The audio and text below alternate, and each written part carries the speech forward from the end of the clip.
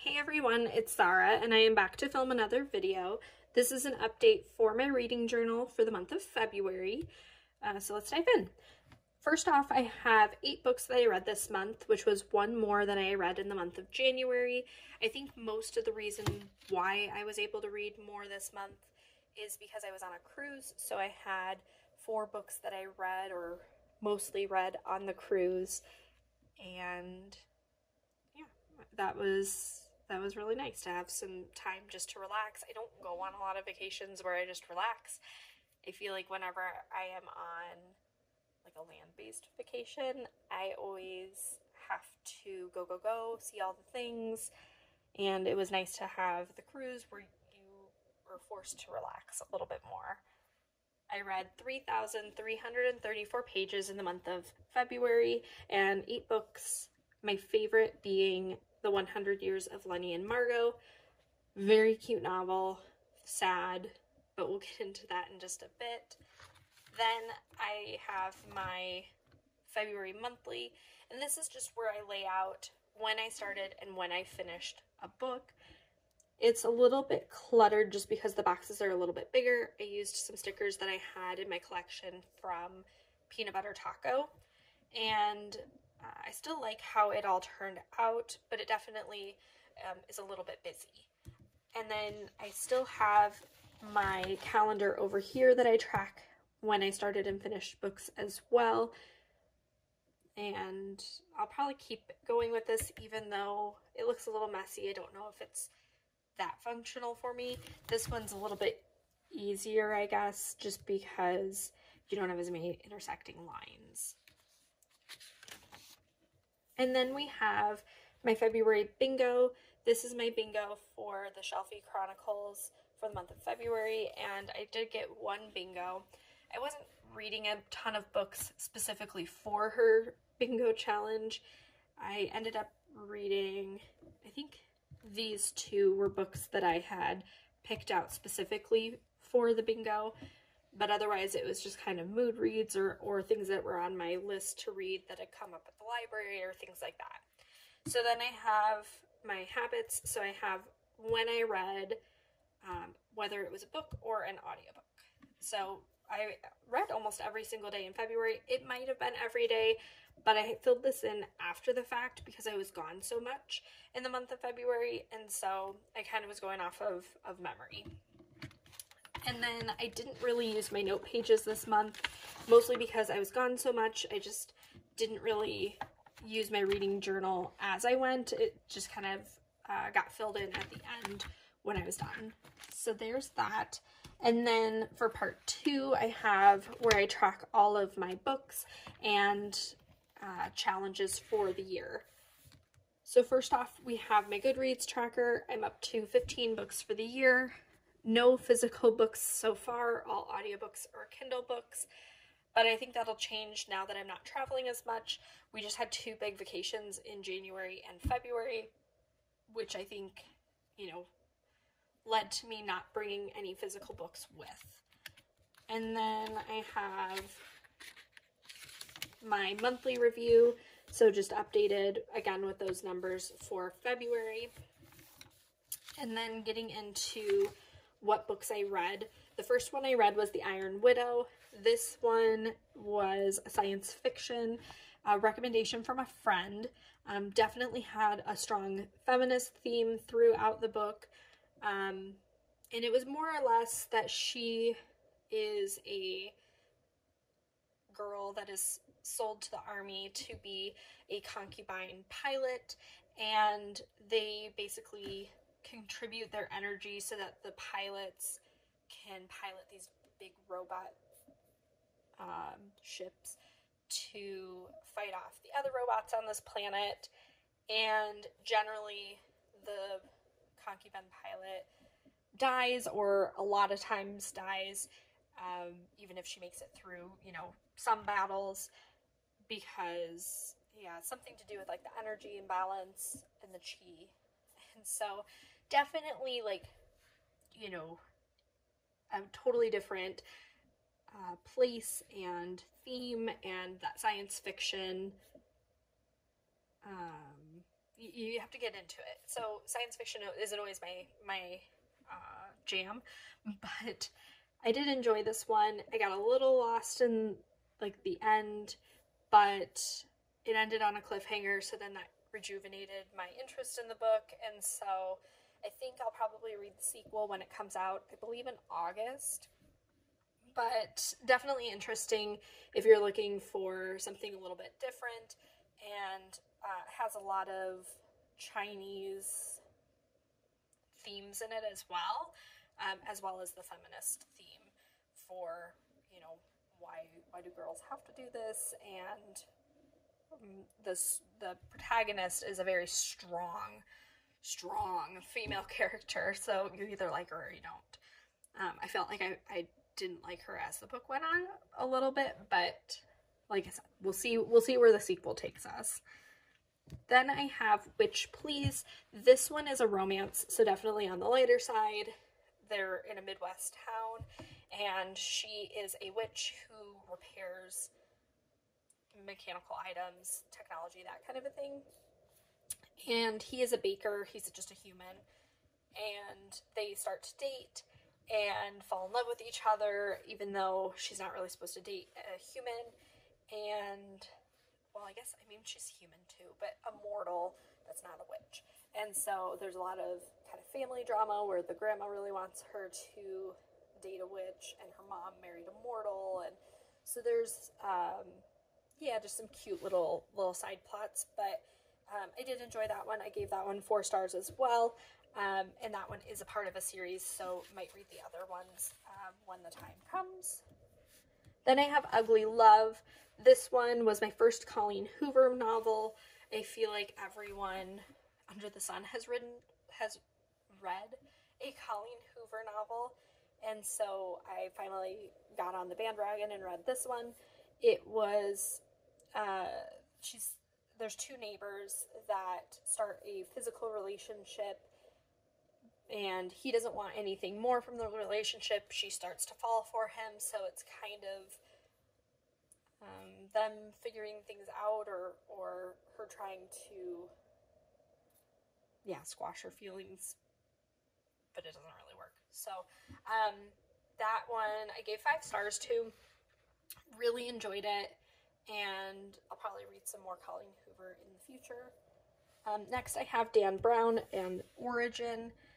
I've read a lot of other Dan Brown books. I think I've read all of his books in this series, the Robert Langdon series.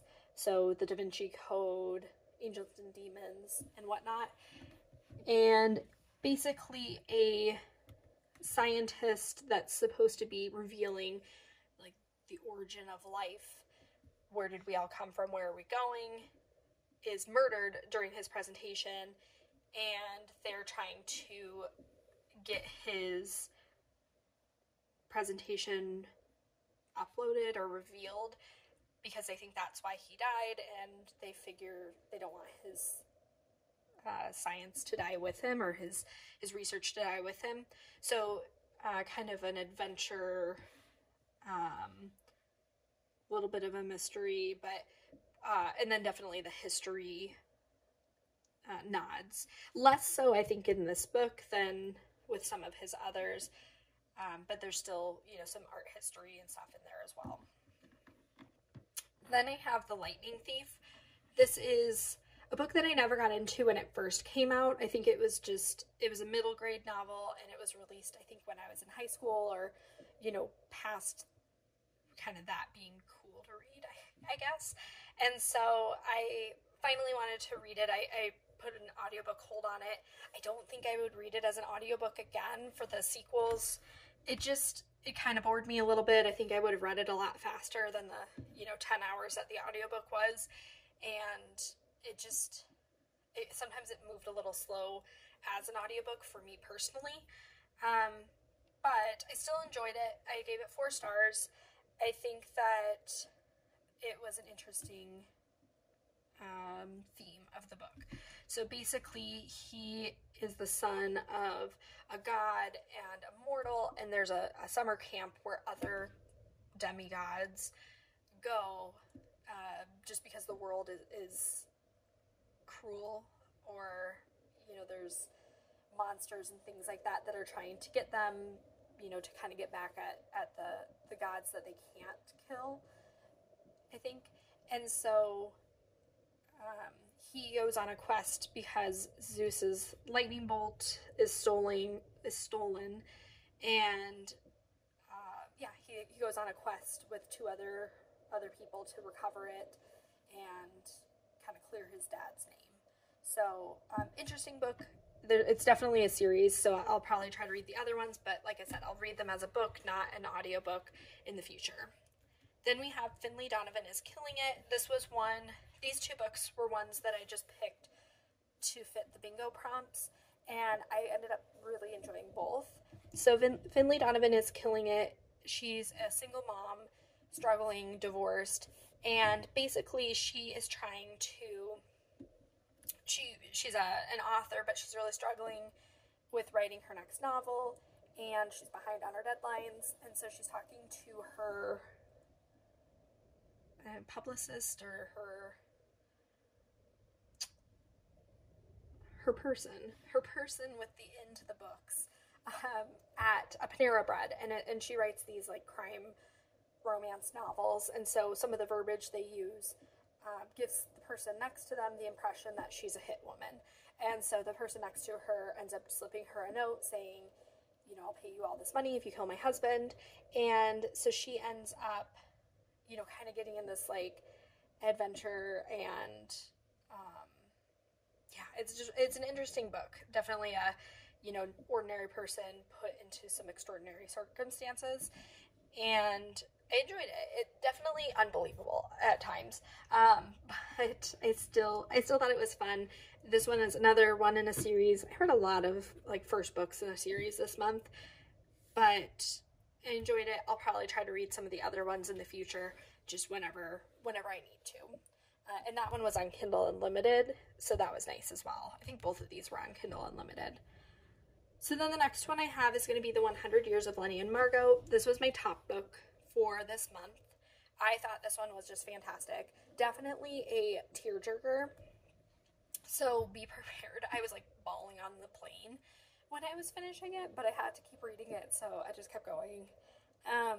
But basically, Lenny is a 17-year-old girl, and she has a terminal illness, and then Margot is an 83-year-old woman who has a bad heart, and so they're both at this hospital, and I guess it's kind of interesting too. I guess I don't really think, and just kind of an interesting concept. In the U.S., I feel like most people don't stay in the hospital that long, but they basically live in the hospital, and it's based in, I think, Scotland. So, but they end up meeting each other at this art class, and they decide that because they have 100 years between them, 17 and 83, they're gonna make 100 paintings of their life. And so they're telling all of these stories about their life, and making these paintings to go along with it, so that they can like leave something behind once they're dead. And so just a very nice novel, you know, a lot of heartwarming stories and characters. A lot of the side characters are really interesting as well, so I really enjoyed this one. Then we have The It Girl. This is by Ruth Ware, and I've read a lot of Ruth Ware novels, and I think sometimes her characters can all kind of blend together. So if you've read some of her characters or her novels in the past, it definitely has a similar vibe, a similar kind of formula. So I gave it probably like 3.5 stars, but I really liked the ending, so I bumped it up to 4. But basically, in college, her roommate is murdered, and then 10 years later, the, I guess, person accused of the crime that went down for the crime ended up dying, and someone is doing a podcast or doing an investigation for their, I guess, book podcast, and says that he thinks that he's innocent. So it starts to stir up the past, and she starts to look into things, starts to talk to people from her past, from her old friend group, and, you know, try to piece together what really happened, because she starts to have doubts as to whether or not this guy was guilty or not.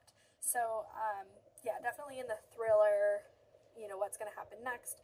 And it's told in the before she was murdered and then after she was murdered about 10 years later. So definitely a good one. If you've never read any Ruth Ware, I would definitely recommend checking out some of her novels. I don't think this one was my favorite, but it was still okay. I still, you know, read it, listened to the audiobook, but not my favorite of her books, but still I like her as an author. And then I also updated my challenges. I won't go through all of the pages here, but these are all of my reading challenges for the month. So, you know, a book about a forbidden romance, which please fit into that category. So, just kind of fill it out at the end once I finish a book to see what I can mark off. And then, other than that, I think that was it for this month. I hope you enjoyed watching this video, and I will be back next month to film another update for my March reading journal. And I think that I'll be trying to film more videos in the future. It's just been busy. Work has been busy. Life has been busy. But at the very least, I hope to continue this all year, and then, you know, kind of going from there, maybe filming some other things as well. But I hope you enjoyed, and I will just catch you the next time. Bye.